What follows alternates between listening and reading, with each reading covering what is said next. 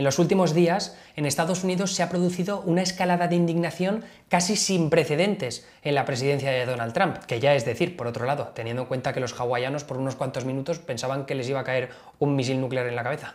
Porque la separación de familias que han entrado de forma ilegal por la frontera entre Estados Unidos y México en las últimas semanas ha propiciado las protestas por parte de figuras de prácticamente todo el espectro político del país. Y eso va desde cómicos como Stephen Colbert, siempre críticos con la administración de Donald Trump, And it will not be a refugee holding facility. No, it'll be the all-baby reboot of the Shawshank Redemption.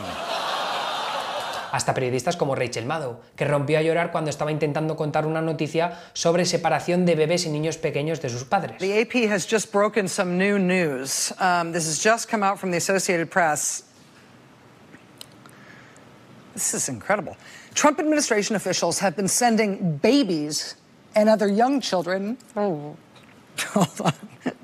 Pasando por comentaristas conservadores y habituales defensores de Donald Trump como Geraldo Rivera. 2,300 children have been torn from their parents forcibly. These are little babies, 18 months old. These are 10-year-olds with disabilities. Right, Chris, They're taken from their parents. This is impossible. We cannot condone this. The Republicans are the party of faith and family. Esa indignación ha acabado provocando que Trump firmara una orden ejecutiva que impedirá que se separen más familias en la frontera. Pero de lo que vengo a hablar en este vídeo es de lo que esa crisis empezada por Trump y su administración ha dejado ver. Las fisuras dentro del Partido Republicano en los meses previos a unas elecciones determinantes para el futuro del statu quo político en el país. ¿Qué nos dice este debate sobre los republicanos y cómo encajan las mentiras de Trump y de su administración en un momento en el que el país está más dividido que nunca en temas como la inmigración ilegal? Mi nombre es Emilio Doménech, soy periodista y en este programa te hablo de la actualidad con mucha cultura pop y ritmo youtuber. Bienvenidos a Youtuberland.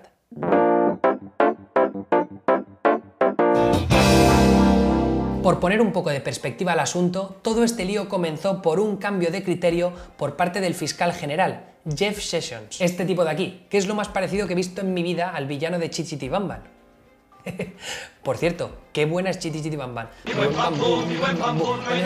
Sessions estableció una tolerancia cero por la que cualquier persona que entrara de forma ilegal en el país tenía que ser procesado criminalmente en un juzgado. Debido a que por un acuerdo judicial de años antes los niños no pueden estar con sus padres en centros de detención mientras esperan ser juzgados, el procesamiento criminal de cientos de adultos provocó la separación de centenares de niños. El tema es que Sessions quiso aprovecharse de esa consecuencia directa de su cambio de criterio para asustar a futuros inmigrantes que quisieran cruzar la frontera de forma ilegal. Y esto no lo digo yo, lo dijo él. But is it a deterrent, sir?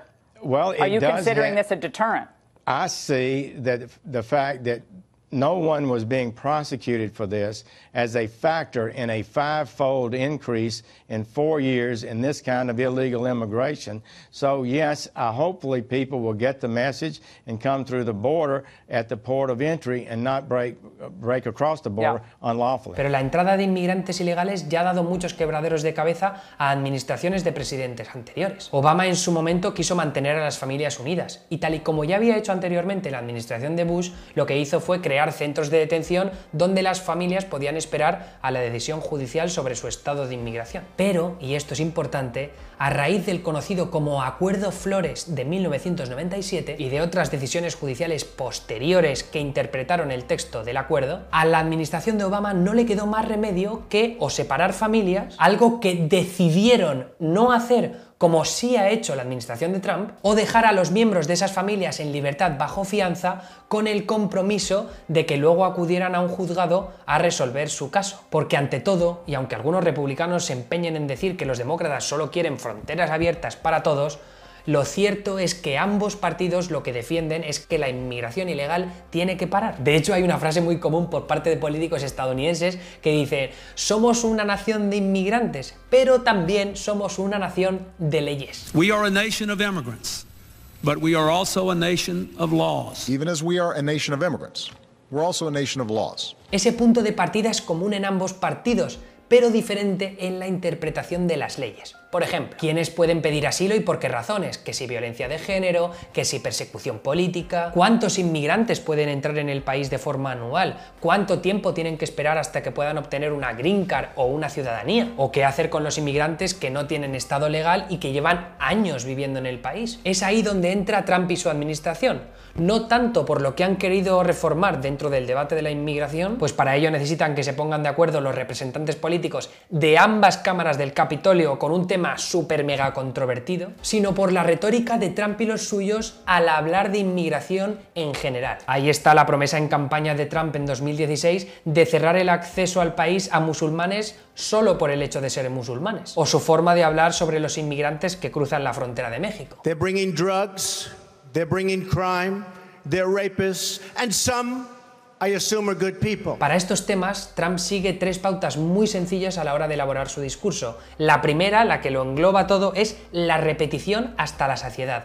¿Cuántas veces ha dicho Trump fake news? Fake news, fake news, fake news. Fake news, fake news. Fake news, noticias falsas. ¿Veis cómo está anclado ahí el fake con el news? Ahora ya parece que sean inseparables. No comprendemos el concepto de news si no está el fake por delante. Y esto lo ha conseguido él. Eso es lo que se conocería como modificadores, que sería la segunda pauta que sigue Trump.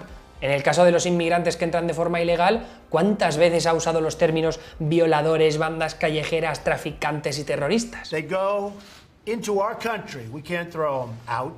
And in many cases they shouldn't be here. Many cases they shouldn't be here.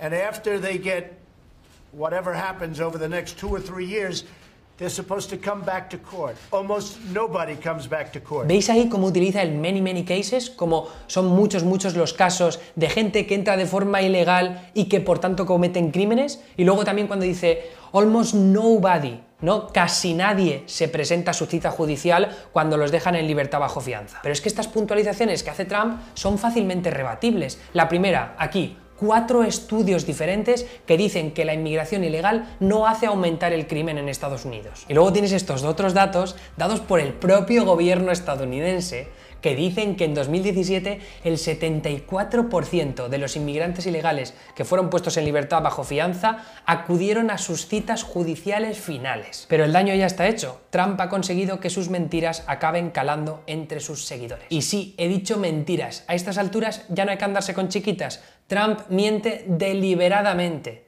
Y es una realidad con la que hay que aprender a vivir. Lo que me lleva al elenco de personajes republicanos que en estos momentos se debaten sobre si apoyar a Trump o no. ¿Y por qué este debate es tan relevante en estos momentos? Porque en noviembre tienen lugar las elecciones a medio mandato en los que la ciudadanía estadounidense vota para elegir a sus congresistas, los de la Casa de Representantes en las que todos se juegan su puesto, y a sus senadores, los del Senado, en los que solo 1/3 se juega su puesto en noviembre. Además, son unas elecciones importantes porque si los republicanos pierden suficientes escaños en una o en las 2 cámaras, se arriesgan a perder sus mayorías. Las mismas mayorías que hasta ahora les habían permitido sacar adelante según qué leyes o medidas. El dilema para muchos republicanos es que si critican a Trump se arriesgan con perder a parte de los votantes que votó tan fervientemente por él en 2016. Y a la contra, si le siguen apoyando, pueden acabar perdiendo a los votantes moderados de ese distrito o de ese estado o generar una ola de indignación por parte de gente que normalmente no sale a votar y que esta vez en noviembre irá a votar directamente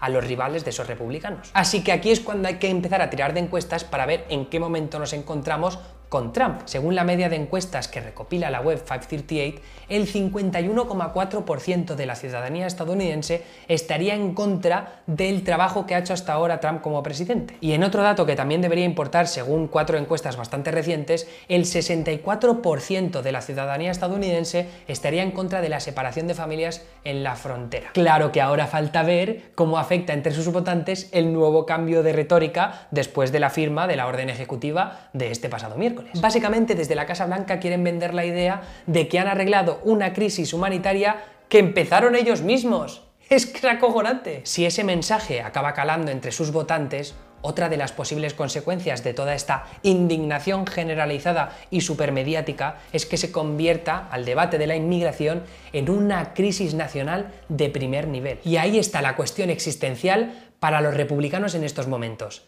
¿Vamos a convertir a la inmigración ilegal en la cuestión principal de cara a las elecciones de noviembre? Muchos republicanos no se atreven, sobre todo aquellos que se juegan su puesto en estados donde hay mucha población inmigrante o de habla hispana, como puede ser el caso de Texas o de Florida. Luego hay otros cuyo puesto peligra porque las encuestas no son demasiado favorables para ellos y simplemente no se quieren meter en una cuestión tan controvertida como la inmigración. Y luego está lo que piensan los líderes republicanos como Paul Ryan o Mitch McConnell, que dicen, demonios, si la economía está yendo de puta madre y nosotros aprobamos la reforma fiscal hace unos meses, ¿para qué no vamos a aprovechar ese mensaje? Pero el caso es que consejeros de Trump como Stephen Miller, este tío de aquí, que por cierto me recuerda muy peligrosamente al abogado este random de Jurassic Park que se come el T-Rex, ¿verdad? Bueno, el tema es que Miller es muy anti-inmigración y se supone que defiende la teoría de que hay que convertir a la inmigración ilegal en una guerra cultural de cara a sacar a los votantes republicanos de sus casas en las elecciones del próximo mes de noviembre. Porque ante todo, la inmigración ilegal es un debate emocional a muchos niveles distintos por la cantidad de mensajes contradictorios que hay en torno a él. Será sin duda interesante ver cómo se desarrollan los acontecimientos dentro del Partido Republicano en las próximas semanas y luego también ver cómo responde la opinión pública ante todo lo que ha ocurrido con la separación de familias. Y eso lo contaré aquí. Pero hasta aquí ha quedado el programa de esta semana. Mi nombre es Emilio Doménech. Nos vemos la semana que viene en Youtuberland.